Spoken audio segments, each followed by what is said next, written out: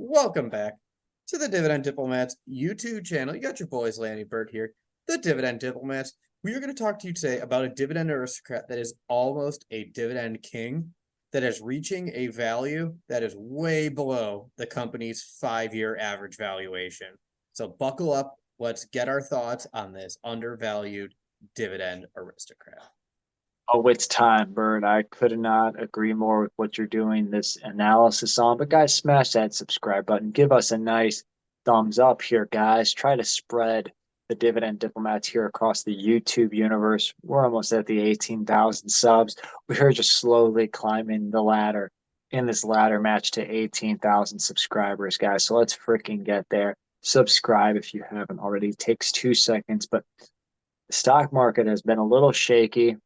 Interest rates are going to stay high for a little longer, but a lot of unusual data is coming out right now, especially when you think about the labor market beating expectations of where unemployment should be. And there's a certain stock that has been a huge part of that job increase or job report, but a stock that also has a lot of good news and strong valuations right now.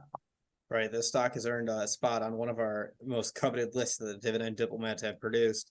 That list, your top 5 foundation stocks for your portfolio. That list includes 4 companies, and the one we're going to talk about, the 4 companies not featured today: Johnson & Johnson, Procter & Gamble, Consolidated Edison, Pepsi. That's right, we're talking about Mickey D's, McDonald's, ticker symbol MCD. Get your golden arches out. Did I do that right? Remember how they used to do that on the thing, the draw them together? McDonald's, the golden arches. And I think, Laney, you hit it right out of the gate. What was that interesting little caveat from the jobs report there that had McDonald's getting swept up in it? Well, the restaurant sector was a huge part of the increases in the last job report. Don't worry, the McDonald's probably working on their technology and robotics Yeah, to reduce headcount where they can. yeah, it's been a while since I've been in McDonald's. Actually, it's been a few months, and that was the first time I'd gone in a few years. There are a lot more machines in there, a lot more self-service, so they can cut down the number of people up front taking orders, speeds up the restaurant experience, but also cuts down on the required headcount. And in that industry, every single penny makes a difference for a company and the franchisee. You can't waste anything. I'm just waiting for McDonald's to say, "Hey, we're creating the machine like a vending where you just put what you want and bam, it comes out within under 60 seconds." Yeah, that wouldn't surprise me. But this company is in You it. guys heard that here Yeah. first. Yeah, the first spot here, he just like puts the French fries through and just fries them instantly and pops them right out. Why not? Yeah, drop the cup, drop the fries. You want a double cheeseburger? 2 patties warm up off a belt.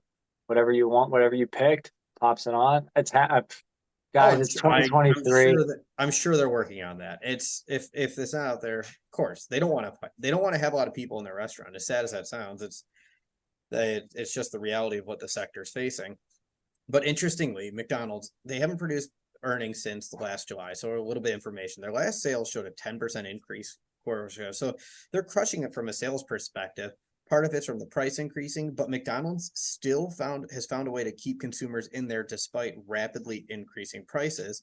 Laney, when you drive by McDonald's, do you also notice this, that the lines are always wrapped around? McDonald's is the one fast food chain that just seems to never lose customers. Yeah, if you take out like Chick-fil-A and it might be a couple other ones, but yeah, McDonald's line always is there. They've got the double going with the 2 windows or the 2 drive-through speakers or whatever. I'm curious why they don't have the drive-through self-service lane yet. I don't know if they have, let us know in those comments too. You're all about this self-service for McDonald's. But all right, Hey, if Uber can say you can pay us to return what was delivered to your house, yeah, yeah, I thought I've seen it all. yeah, no, you're absolutely right with that. So that's kind of what's going on here with McDonald's. The one other big story that came out there is they are doing something for the first time in 30 years, which I thought was actually kind of interesting. What is happening at the corporate level for McDonald's, Lanny?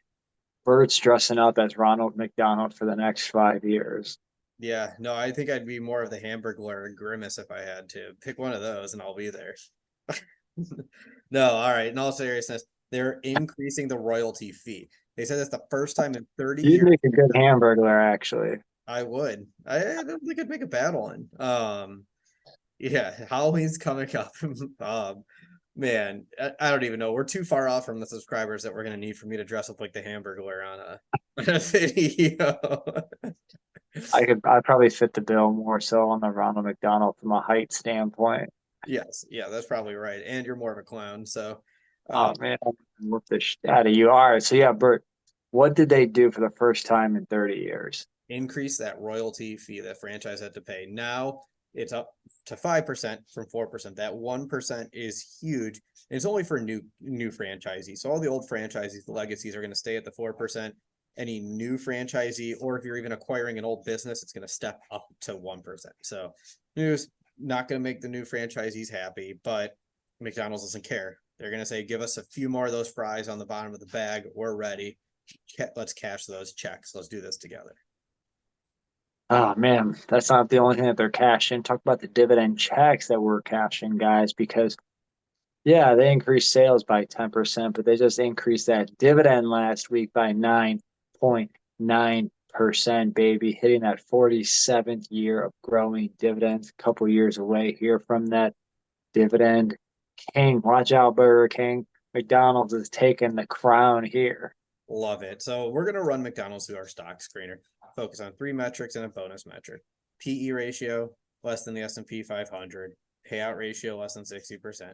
History of increasing dividends, and that bonus metric, the dividend yield. Lanny, why don't you kick us off here? What is the Golden Arches PE ratio? We're about to kick this shiznit doggy style. Road dog Jesse James over here, guys. So forward earning expectations right now are $12.43.